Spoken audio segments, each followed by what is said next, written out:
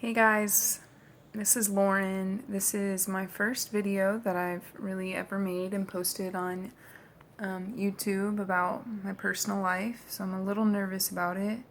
I don't normally do things like this. I'm usually a very private person, but I'm spending a lot of time at home right now, and I'm not working. I'm pregnant. In fact, I'm 5 months pregnant. And so I've got a lot of time on my hands, and I figure maybe I could start vlogging and see what happens with it. This is my belly currently. It's growing. I got my belly button poking out. And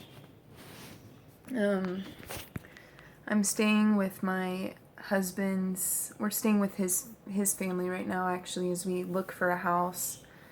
I'm pretty young. I'm 23. I'll be 24 in March, and the baby is due in February. We don't yet know what the baby is, male or female. We're keeping it a secret until it is born. I'm hoping to have a natural birth. I've watched a couple of videos of natural and epidural, and the epidural ones just look so boring. They look so, I don't know, like, almost like crazily relaxed. The women are just like, push. Oh. And I was watching them and I was like, where's the realism in this? You know, where's the, like, I haven't yet figured out what it is that I love about, what I love about the idea of a natural birth.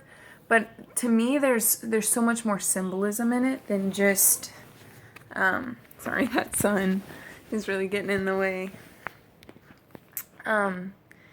It's kind of a symbolism of your baby coming into the world and the pain of leaving the nice, comfortable womb and coming into this, you know, kind of cold, hard reality where things do happen and things are real, and death and sin and, you know, emotions and irrationality and all this kind of comes into play. And, you know, not that there's not a lot of beautiful things of the earth too. I'm just saying that I think the pain felt during childbirth is kind of like symbolic of some of that, you know. And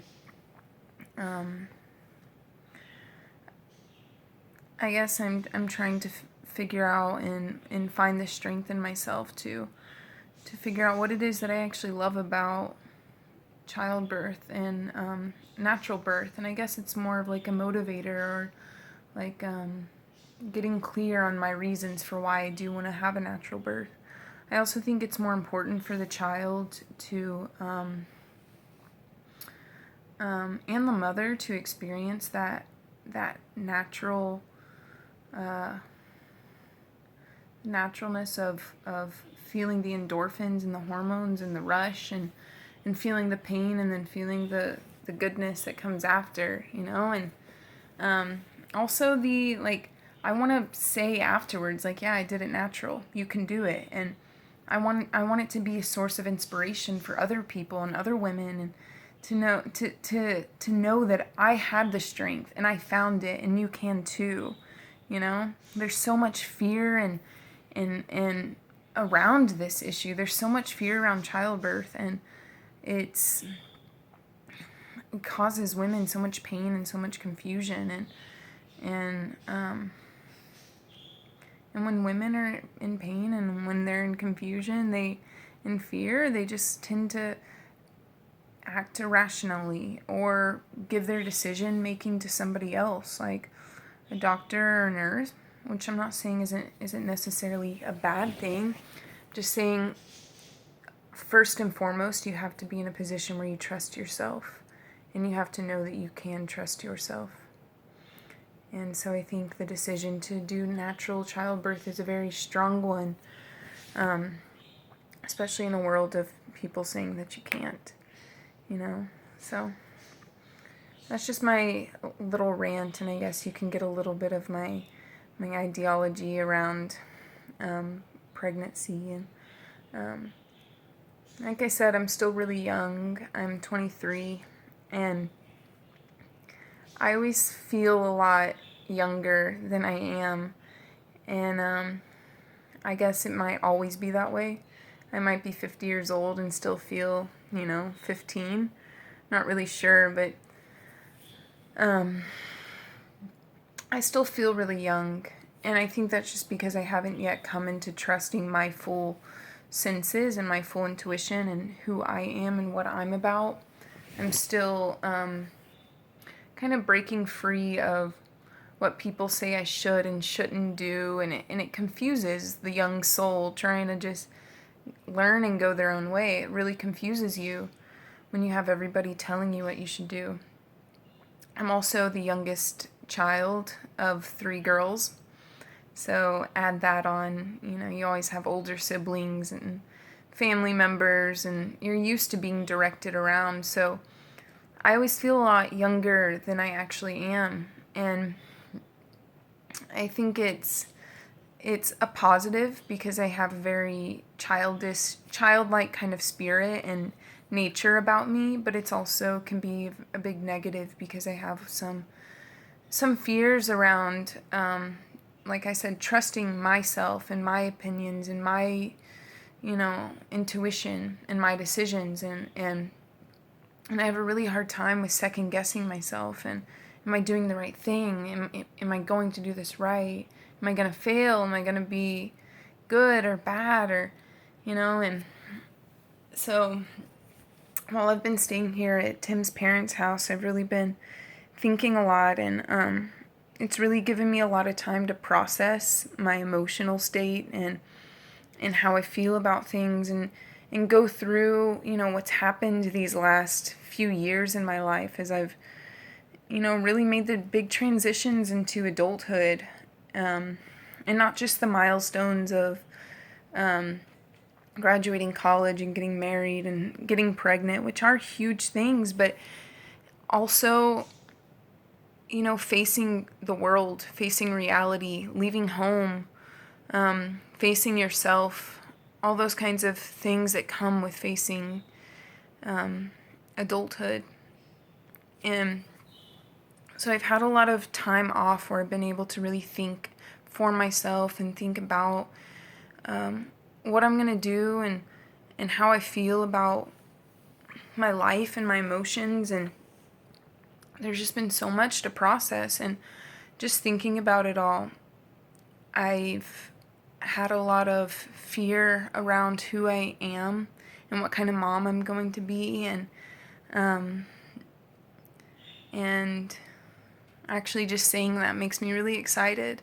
Saying that really makes me excited that I'm going to be a mom. It's just I want to be what every mom wants to be. I want to be a good one. I want to be the right balance of, selfless and selfish, and thinking about my needs as well as my family's needs and my husband's needs. And I also,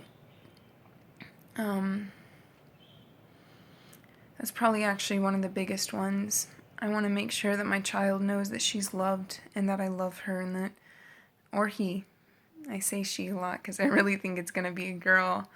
But it could be biased because I have, a family of all women I come from. But my husband thinks it's going to be a boy, so I guess it's 50-50. We don't really know. Anyway, just having a lot of emotions around this time, and I've also been feeling, I've been making this transition into feeling, like letting myself be okay to feel what feelings I am feeling, if that makes sense. Like, to know that it's okay to feel the things that you're feeling, and some of them can be so scary, and so, sometimes I feel like I'm facing imminent death when I'm facing some of the deep, dark emotions I have, but, it's been a roller coaster, but I've been learning to just ride the waves, and the more I learn to ride the waves, the more comfortable I get in my own skin, and the more understanding I have. So I'm definitely been really grateful for this time that I've had to be by myself. I'm here all by myself throughout the entire week, Monday through Friday. So definitely have a lot of time on my hands. And with that time, beyond just being like emotional and like thinking about my emotions, I found that I just started writing and getting my thoughts out and getting my like my questions out and like decide in figuring out. It's really been helping me to figure out where I fit, where I stand. And so I just started writing, and the first day I started writing, I wrote like 10 or 11 pages. I really went crazy, and it felt so good. And now, a few days later, I'm starting this vlog, so I think that's a really good milestone in my life, because like I said, I'm usually a very private person, which is strange for me because I've never really been this private. I've always been a communicator, a friend. Like, all growing up, I was very much surrounded by friends, and the same ones. I didn't have a lot of, here and there friends that would come and go. I had the same best friends for 15 years straight, and so I was definitely used to having people to communicate with constantly about what it is that I feel and think, and the kind of person I am.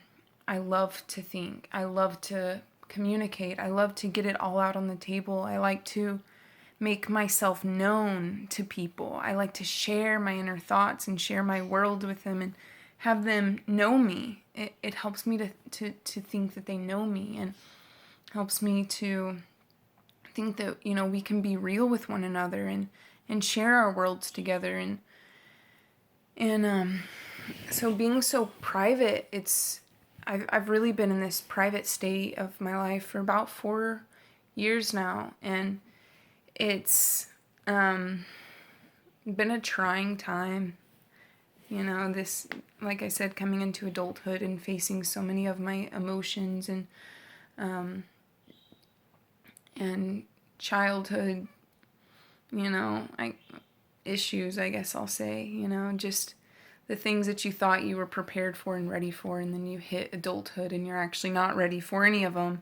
And, there's kind of like this crisis that goes on, and at least there was for me. And I had to really figure out who it was that I really was inside and get in touch with this other part of myself that I never really knew existed, maybe. So beyond just discovering my emotions and really allowing myself to feel my emotions, I've been I really haven't done a lot, and it's kind of painful for me to have so much time on my hands, actually. It's a lot I've had to accept because I feel this constant desire to want to be busy, and I come from a really busy family. My mom was a hard worker, and she'd come home and work more for us, and dishes and cleaning, and it was just day to day to day. And my oldest sister is a professional organizer, actually, and she makes her life around keeping busy, and she's so organized that she'll wake up and have a system for reading a book and then making dinner or breakfast and then what she's going to do that day, and she just centers her life around really being this productive person. And she's kind of pushed that a lot into me for me to be a productive person. And my middle sister too, she's actually more of the oddball case. She's kind of a mystery because she's really private as well. She really stopped letting me into her life. When I was quite young, I was about 12 and she's 3 years older.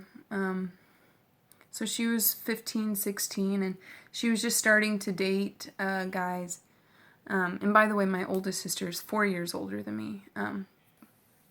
So Sarah, the middle child, she really started to venture out on her own when she started dating and getting into the dating scene and stuff. And this first guy really broke her heart a few years into it, and she really fell into this deep depression. And when she did that, she kind of just cut all of us out of her life. My mom and her two sisters, me and Caitlin, my oldest sister. And I guess you can see by now that my mom and dad divorced, so my mom was single mom predominantly my whole life. She's still not with a man. So we did grow up in all-woman household. But I do really very much love my dad, and I'll have to get into that later. But so Sarah just became so private and so personal, and she really didn't let anybody into her life. And it was a really painful time in my life because Sarah was the person that I looked up to everything.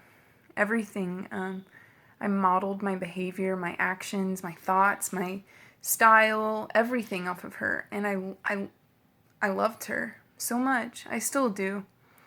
But it was one of those transitions in my life when Sarah started cutting me out of her life, and I started looking more towards Caitlin, my oldest sister, to model my life off of. And so I guess I'm this hybrid of the two of them, of both their pros and their cons, I guess you could say. I got the best of both worlds.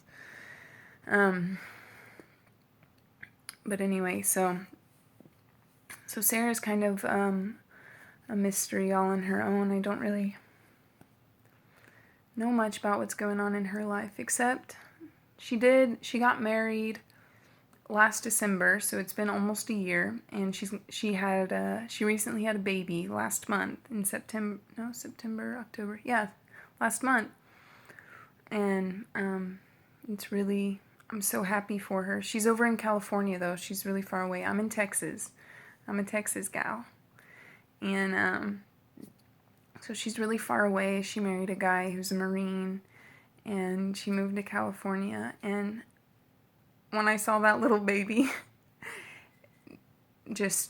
I've only seen pictures. His little face looks so much like Sarah's that it is just the most beautiful thing. Really is quite hilarious, actually, how much that little baby looks just like my sister. Anyway, so not really sure why I went into that kind of background of my family a little bit, but I guess I'll go back to what I've been. I was talking about productivity with my family. Anyways, I don't really. Sarah's kind of a mystery. She, was kind of out of her life, but I looked up to Caitlin a lot, who was always preaching, productivity, and it's really will be helpful for you, and it'll help to ground your energies and your mind. And I have a very, like I said before, very communication oriented person. I'm very thoughtful and restless and mentally. I have so many thoughts and imaginations and creativities, but I don't really have the motivation to make so many of my really cool ideas into manifest them into reality. I don't really have the willpower, the strength, at least not right now. I do have very strong willpower, but I don't have that right now. I don't have the inspiration, or I haven't, to make so many of these things come true. And on top of that, I've just been so private that I haven't had people to really make things with, and so that's kind of downed my inspiration, and I really like to share things and share ideas, and I'm very inspired to make things happen when I have somebody on my team doing it with me, So, And me and my husband are working towards that. His name is Tim, but we're newlyweds. We're just getting life started. He's working a lot, and so I'm hopeful for the future that, of course, we will get on the same team and be able to do so many other things and ideas and dreams and projects that I want to do, and I know he wants to do, and it's just kind of a step-by-step kind of thing, and go with the flow. But for right now, I've just, these last few months of being here, I've just been, hardly have done really anything. I haven't really had motivation to get up, and whenever I do get up and I walk, take a walk around the neighborhood, it's something so small, but it's like, it's such a huge accomplishment for me. I'm like, I walked, it was great, or just writing in my journal was just such a huge accomplishment, or when I stretch, and I find I haven't been getting myself up and doing those things, which I really feel is a big pitfall of mine. But I guess I realized before I could really start being the productive person I needed to be and still need to be, I think I needed to realize first that it was okay, that I didn't have to be putting all this pressure on myself to make things happen or to make busyness happen. And I think I started to realize that that's what was causing me this lack of productivity. It was all this pressure I was putting on myself, and I would get so depressed and kind of mad at myself for being this like mopey dopey kind of person, and which would just spur it on, it would just make me feel worse about myself. And so here lately I'm just like, if I just want to chill out, that's what I'm gonna do. And since doing that and letting that pressure off myself, I've really been feeling a lot more like confident and happier. And then I've started listening to my emotions and seeing that all these things that I've been, putting pressure on myself, and I haven't really been listening to what I've been, what myself has been trying to tell me, or I'm still trying to figure all that out, and I think it has a lot to do with, like I said, processing my past. I went through a lot, my 19, 20, 21, 22, I went through a lot, and, still a lot of changes are happening in my life, but definitely better ones, good ones. So I just haven't really been, all that pressure I was putting on myself, I was failing to listen to myself. And because of that, I had lost inspiration to get up and to be me. And this is me now, sharing myself with the world, sharing myself with people again, and being a little bit more open about who I am, about who Lauren is, and sharing my little corner of the world with y'all. So here I am, 5 months pregnant, and so many changes are happening and going to happen in my life, and I'm so happy to be a mom. That day I get to look into my little child's eyes and just see that beauty and that innocence on her face or his face. I only hope and pray that I will trust myself and feel how amazing it is to feel the feelings of motherhood. It's a very scary time, I know, for so many women. And so many women doubt their abilities as a mom. And they let those cut them off from what it is to be a mom. And I just know when I look into that little person's eyes that I want nothing more than to love them and give them as much as I can. And I know that because I feel that, as much as I might doubt my abilities, I know that that's ultimately what I will give my child. And I do pray to God for this. And I pray that, He make me right in my mind and in my heart, and align those in the truth, and to really be free of the doubts, so that I can really enjoy this time, because it's not all the time that you have your first child, and it only happens once.